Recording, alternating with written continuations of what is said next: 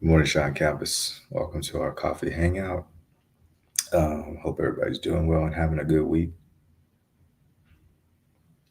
So, every once in a while, I guess actually, probably more than every once in a while, I get into conversations that happen frequently. And then I feel like, man, that's something that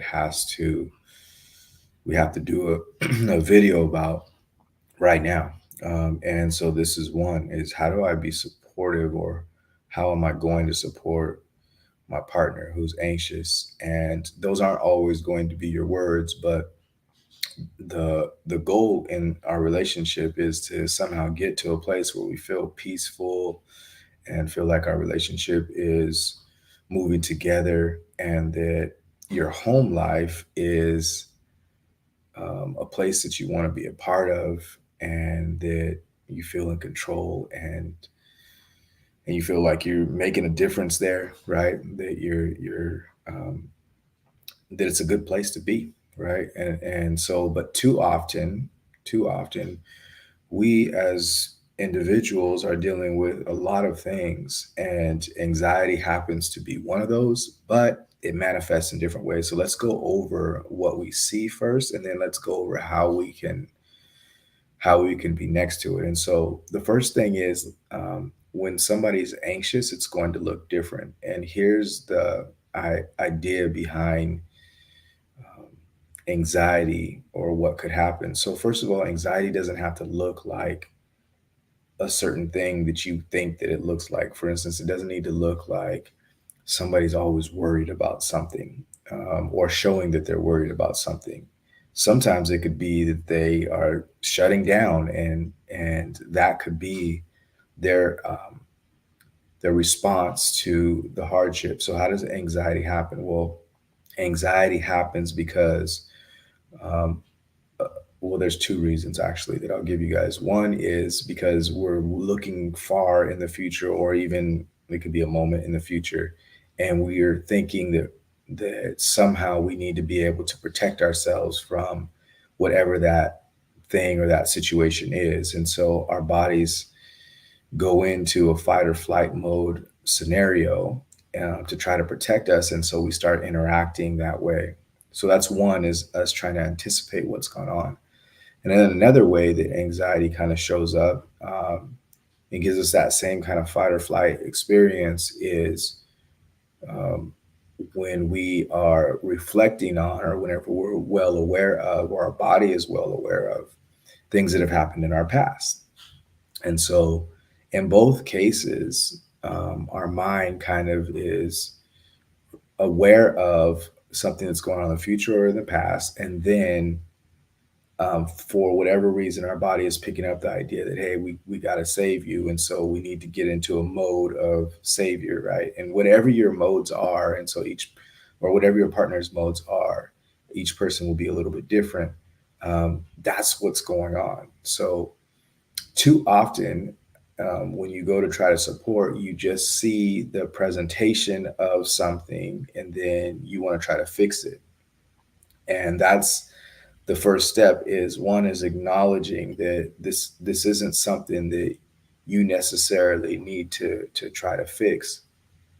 And where it's coming from is a place of our our bodies. So the anxious partner's bodies, um, struggling with whatever that circumstance is. All right. So if we know that it's not necessarily ours to fix, then what makes us try to fix it? Well, to me, your acknowledgement here is important, because this is a game changer. So, you being aware that having a solution to their problem might not be something that's in their best interest.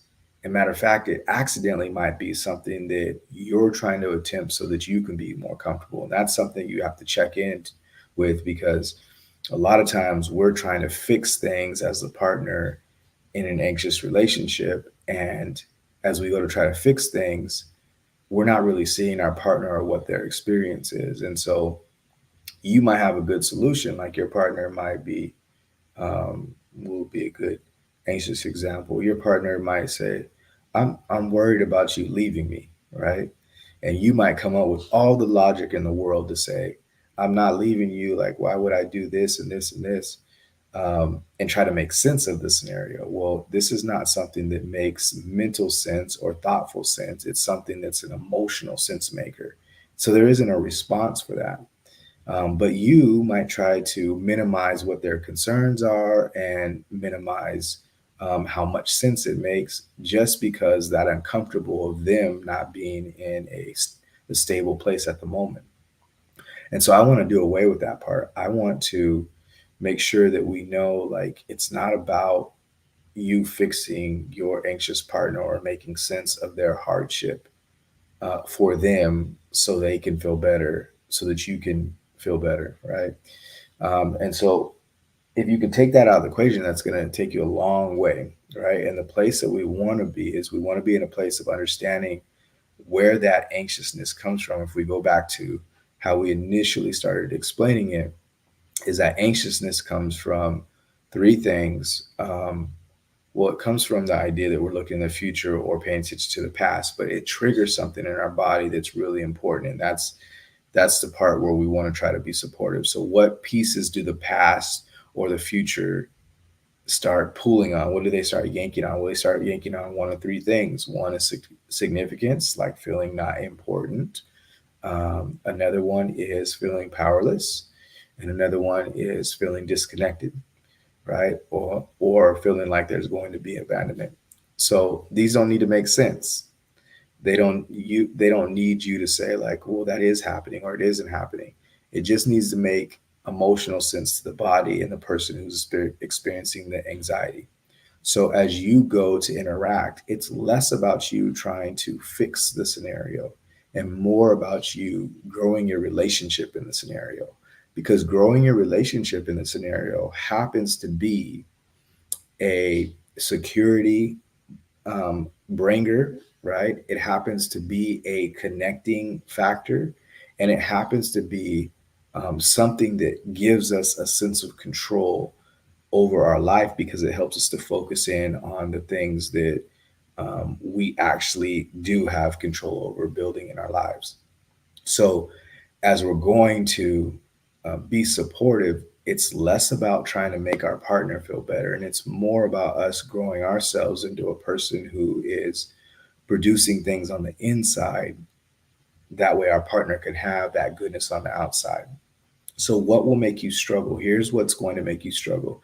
What will make you struggle is you're going to not have your experiences or traumatic experiences or hardships in your life processed and or worked on. And so when your partner struggles, then now that turns into you experiencing the same experience in a different way, maybe. So they feel anxious and maybe shut down, but you feel anxious and maybe start yelling, right?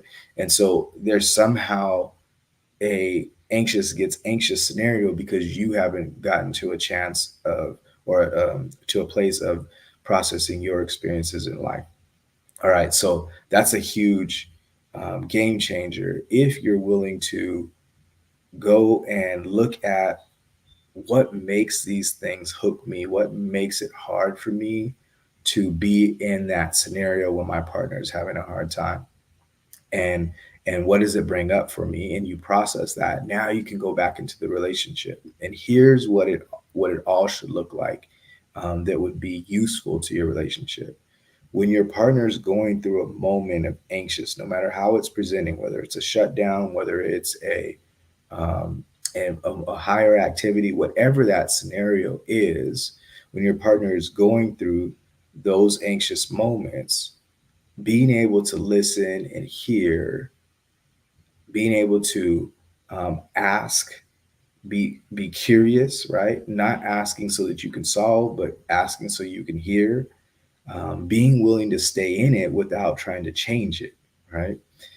It, at the end of the day, I know it's hard to watch our partners go through something, but at the end of the day, if we're willing to stay there and be curious about the scenario, not have to solve it, not have to fix it, we're starting to build a trust factor that's going to be really helpful for our relationship. And so, in those hard moments, that's what it looks like. You'll be next to your partner no matter what that scenario is. And sometimes there's a little bit of space needed because the partner will ask for it. And we want to create those kinds of scenarios. But sometimes it's actually a situation of just being in the moment and allowing them to be where they're at mentally and emotionally. All right, I hope that serves you guys, and I hope that you're able to be supportive in a different kind of way and keep growing your relationship. Enjoy your Tuesday. We'll talk to you soon.